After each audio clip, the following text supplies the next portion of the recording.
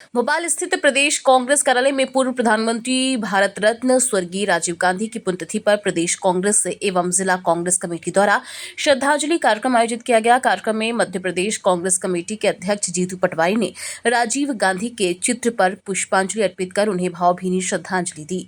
इस अवसर पर राज्यसभा सांसद अशोक सिंह, संगठन उपाध्यक्ष सुखदेव पांसे, पूर्व मंत्री पीसी शर्मा, प्रदेश उपाध्यक्ष राजीव सिंह, जिला शहर कांग्रेस अध्यक्ष प्रवीण सक्सेना सहित कई वरिष्ठ कांग्रेस नेता, पदाधिकारी और बड़ी संख्या में कांग्रेस कार्यकर्ता उपस्थित रहे। कार्यक्रम को संबोधित करते हुए जीतू पटवारी ने केंद्र सरकार पर तीखा हमला बोलते हुए कहा कि देश में नफरत और विभाजन की राजनीति को बढ़ावा दिया जा रहा है तथा राजनीतिक लाभ के लिए सरकारी और आर्थिक तंत्र का दुरुपयोग हो रहा है। उन्होंने कहा कि महात्मा गांधी, इंदिरा गांधी और राजीव गांधी की हत्या नफरत की विचारधारा का परिणाम थी और आज भी देश में वैसा ही माहौल तैयार किया जा रहा है। उन्होंने प्रधानमंत्री नरेंद्र मोदी पर निशाना साधते हुए कहा कि भ्रष्टाचार मुक्त भारत, रोजगार और मजबूत अर्थव्यवस्था के वादों के बावजूद आज देश आर्थिक संकट, बेरोजगारी और सामाजिक विभाजन का सामना कर रहा है। पटवारी ने आरोप लगाया कि केंद्र सरकार की नीतियों ने देश की अर्थव्यवस्था, प्रशासनिक संस्थाओं और शिक्षा व्यवस्था को कमजोर किया है। उन्होंने कहा कि कांग्रेस पार्टी हमेशा लोकतंत्र, सामाजिक सौहार्द और देश को जोड़ने की राजनीति करती रही है।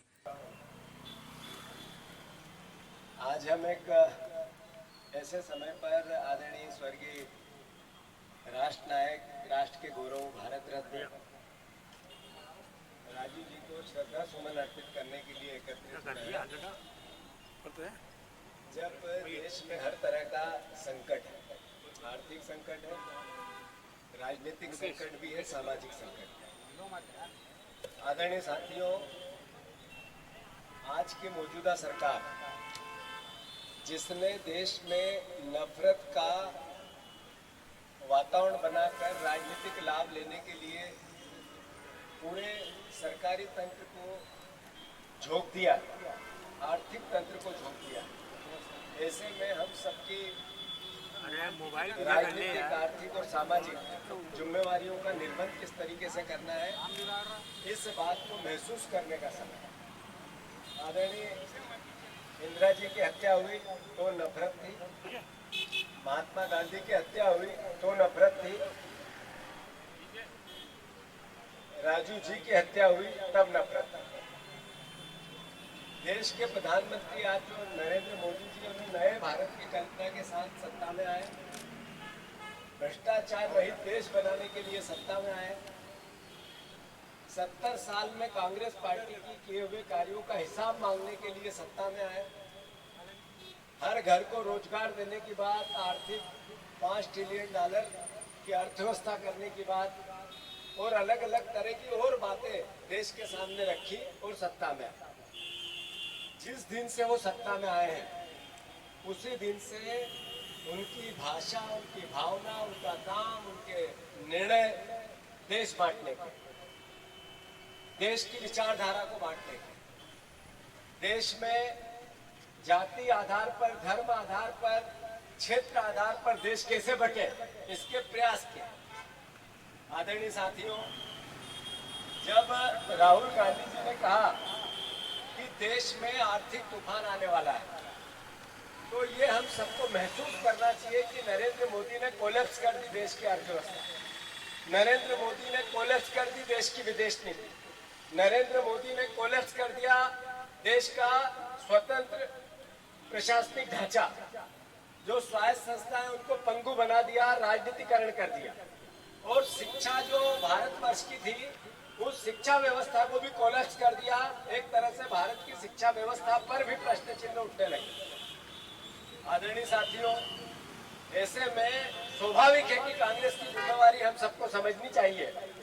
हमारे प्रदेश के मुख्यमंत्री जब राहुल गांधी जी ने ये कहा कि देश से गद्दारी की है आज के सरकार के मौजूदा नरेंद्र मोदी और अमित शाह ने, तो मोहन यादव जी ने सवाल की भाषा कैसी, क्या देश के सार्वजनिक उपक्रम बेचना, देश नहीं बिकने दूंगे के नारे के बाद ये देश से वफादारी थी?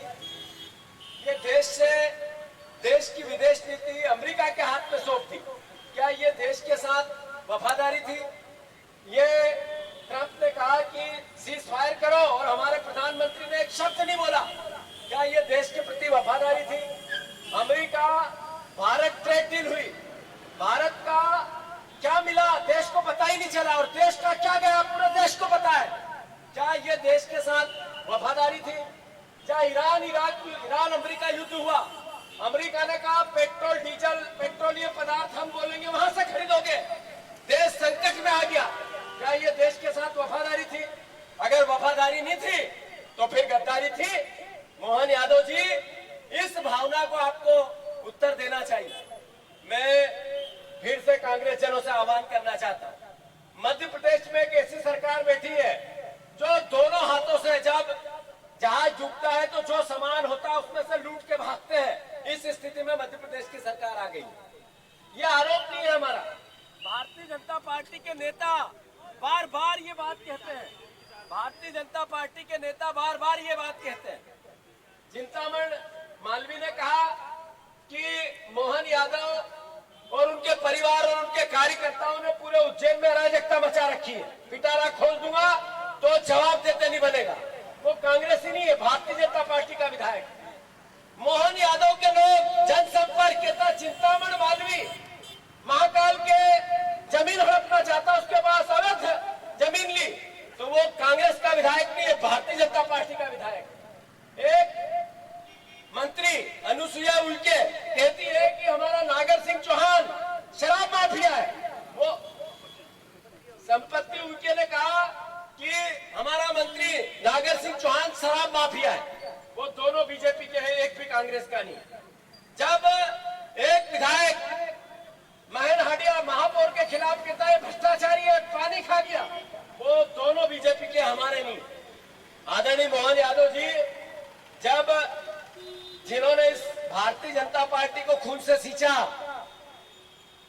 कोठारी जी, रतलाम हिम्मत सिंह कोठारी धरने पे बैठे और उन्होंने कहा भारतीय जनता पार्टी के पूरा प्रशासन, भारतीय जनता पार्टी की पूरी सरकार गुंडों के साथ मिलकर जमीन हड़प रही है। वो कांग्रेस के नहीं थे, भारतीय जनता पार्टी के। जवाब तो आपको देना है आदरणीय मोहन यादव जी कि किस तरह का कैंसर भ्रष्टाचार का आपने फैला दिया पूरे मध्य प्रदेश में।